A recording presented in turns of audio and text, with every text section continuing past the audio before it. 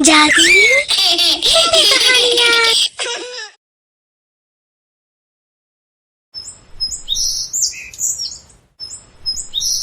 मिष्टी और मधुरिमा दोनों अमीर गरीब सहेलियां थी। मिष्टी एक अमीर व्यापारी की बेटी थी और मधुरिमा एक गरीब मजदूर की बेटी थी। मधुरिमा बहुत भोले स्वभाव की थी। उसे लगता था कि मिष्टी अमीर होकर भी उसकी सहेली है, जबकि ऐसा नहीं था। मिष्टी सिर्फ अपने स्वार्थ के लिए ही मधुरिमा के साथ रहती थी। मधुरिमा, आज मेरी तबीयत थोड़ी ठीक नहीं है और तू जानती है मेरे कॉलेज के बहुत से प्रोजेक्ट करने बाकी रह गए हैं। क्या आज तू अपने कॉलेज से छुट्टी लेकर मेरे प्रोजेक्ट पूरे कर देगी? 3 दिन बाद तो मेरी भी परीक्षाएं हैं, मुझे भी तो। प्लीज मधुरिमा, तू मेरी अच्छी सहेली है ना, अपनी सहेली के लिए इतना नहीं कर सकती? हाँ ठीक है, कर दूंगी। अक्सर ये ऐसा होता था। मिष्टी मधुरिमा के साथ अपनी दोस्ती का बहुत फायदा उठाती थी। मधुरिमा भी सीधेपन में उसके सारे काम कर देती थी। इस वजह से कई बार मधुरिमा की खुद की परीक्षाएं अच्छी नहीं जा पाती थी। क्या बात है मधुरिमा, तुमने सारे लेक्चर छोड़ दिए? तुम्हें पता है तुम्हारे कॉलेज का ये लास्ट ईयर है, तुम्हें इसीलिए ज्यादा मेहनत करनी है और तुम इस बार की परीक्षाओं में बिल्कुल भी अच्छा नहीं कर पाई हो। सॉरी मैम, मैं इस बात का ध्यान रखूंगी और मैं अगली परीक्षाओं में अच्छे नंबर लेकर आऊंगी। मधुरिमा को पता था कि उसकी परीक्षाएं अच्छी न जाने का कारण क्या है, पर वह अपनी दोस्ती के नाते चुप रहती है। मधुरिमा, तुम मिष्टी के सारे काम करती है, इसी वजह से तेरी परीक्षाओं में कितने कम नंबर आए हैं। अरे तू उसे बोल दिया करना कि तेरी अपनी भी पढ़ाई है। ये थोड़ी है कि तू उसके काम करेगी और अपना काम छोड़ देगी। माँ, मिष्टी मुझे अपनी अच्छी दोस्त मानती है और फिर एक दोस्त की मदद करना तो एक दूसरे दोस्त का फर्ज होता है। कोई नहीं, मैं इस बार ज्यादा मेहनत कर लूंगी। मधुरिमा इस बार पास तो हो जाती है, पर उसके मार्क्स बहुत कम आते हैं। कुछ दिनों बाद शहर में एक बहुत बड़ा फैशन शो होने वाला था। मिष्टी भी इस फैशन शो का हिस्सा बनकर इस फैशन शो को जीतना चाहती थी, इसलिए वह सबसे स्पेशल दिखने के लिए तैयारी कर रही थी। पापा, फैशन शो में जिसका लहंगा सबसे बेस्ट होगा उसे ही फर्स्ट प्राइज मिलेगा। तो मैं चाहती हूँ कि मेरा लहंगा सबसे सुंदर और सबसे स्पेशल दिखे। तो पापा, क्यों ना आप मेरे लिए सोने का लहंगा बनवा दीजिए? फिर तो देखना किसी की भी औकात नहीं है कि मुझसे जीत जाए, क्योंकि सोने का लहंगा सिर्फ मैं ही बनवा सकती हूँ, क्योंकि मैं बहुत अमीर हूँ ना। ठीक है मेरी प्यारी बिटिया, जो तुम चाहती हो वैसा ही लहंगा बनवा लो। सोने का लहंगा बनवा कर दे रहे हो? अरे बहुत महंगा बनेगा। तो क्या हुआ मिष्टी की माँ, हमारी बिटिया कुछ दिनों बाद अपने ससुराल चली जाएगी। अभी तो शादी से पहले इसके पास मौका है इस तरह के कंपटीशन में हिस्सा लेने का और अपनी इच्छाओं को पूरा करने का। कोई नहीं, जा बिटिया, तुझे जैसा सोने का लहंगा बनवाना है बनवा ले, पैसे मैं दे दूंगा। ठीक है पापा। बातों ही बातों में मिष्टी को पता चलता है कि मधुरिमा भी इस फैशन शो में हिस्सा ले रही है, तो वो जोर से हंसने लगती है। तू और कंपटीशन में हिस्सा लेगी? रहने दे, तेरे पास तो इतने पैसे भी नहीं है कि तू लहंगा खरीद सके। ये कंपटीशन ना हम जैसे अमीरों के लिए है, तुम जैसे गरीबों के लिए नहीं।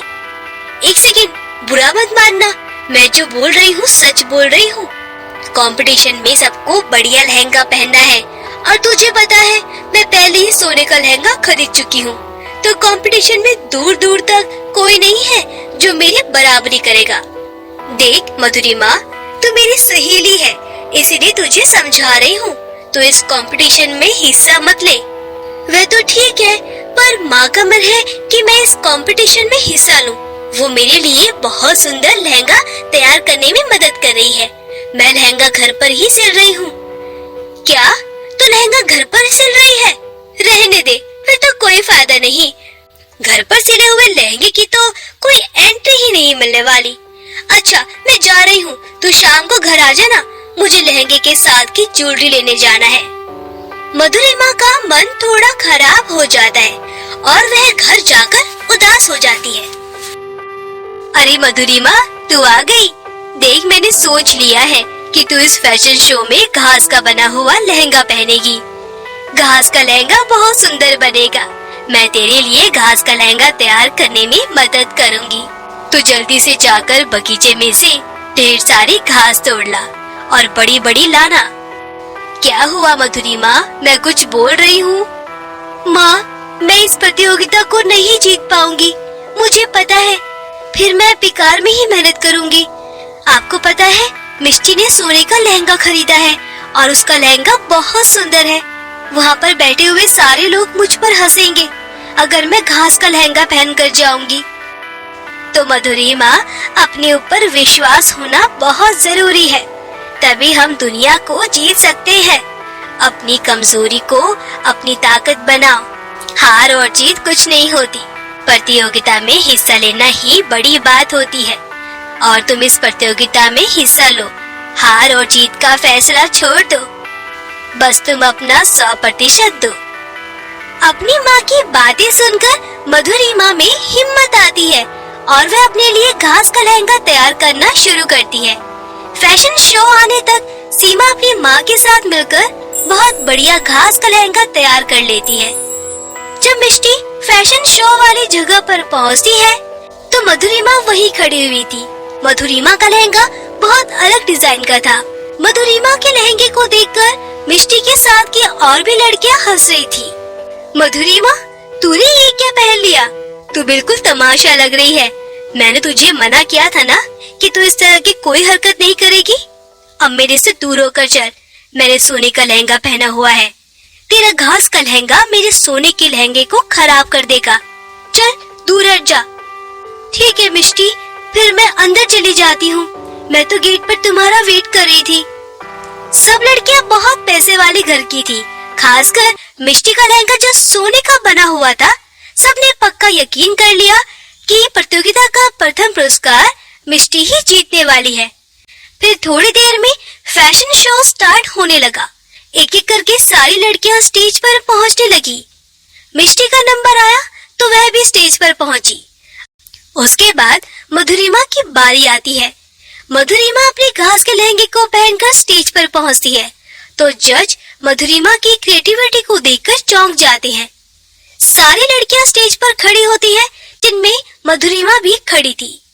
मुझे तहे दिल से ये कहते हुए बहुत खुशी हो रही है कि यहाँ पर जितने भी जज आए हैं, इन्होंने इस फैशन शो प्रतियोगिता की फर्स्ट विनर चुन ली है। अब मैं उस विजेता का नाम बोलने जा रही हूँ। तो आज के फैशन शो की फर्स्ट विनर है मधुरिमा। जी हाँ, मधुरिमा ने इस फैशन शो के लिए जो लहंगा तैयार किया है वो इन्होंने घर पर ही सिला है और इसी वजह से इस प्रतियोगिता की पहली विजेता मधुरिमा बनी है। मधुरिमा के लिए जोरदार तालियां। मधुरिमा को विजेता देखकर मिष्टी जल भुन जाती है और फैशन शो छोड़कर चली जाती है। उस दिन जब मिष्टी फैशन शो छोड़कर गई, तब मधुरिमा को एहसास हुआ कि मिष्टी उसकी खुशी में शामिल नहीं हुई, क्योंकि मिष्टी के मन में स्वार्थ था। वह तो केवल मधुरिमा का इस्तेमाल करती थी अपने काम पूरे करवाने के लिए।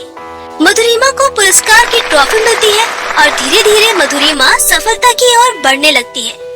मधुरिमा अपनी मेहनत से आगे तो बढ़ गई थी, पर उसे एक बात का दुख था। उसने अपने जीवन में दोस्त को पहचानने में बहुत बड़ी गलती की थी। तो दोस्तों, अगर आपको हमारी कहानी पसंद आई हो तो इसे लाइक करना और शेयर करना और हमारे चैनल को सब्सक्राइब करना मत भूलना।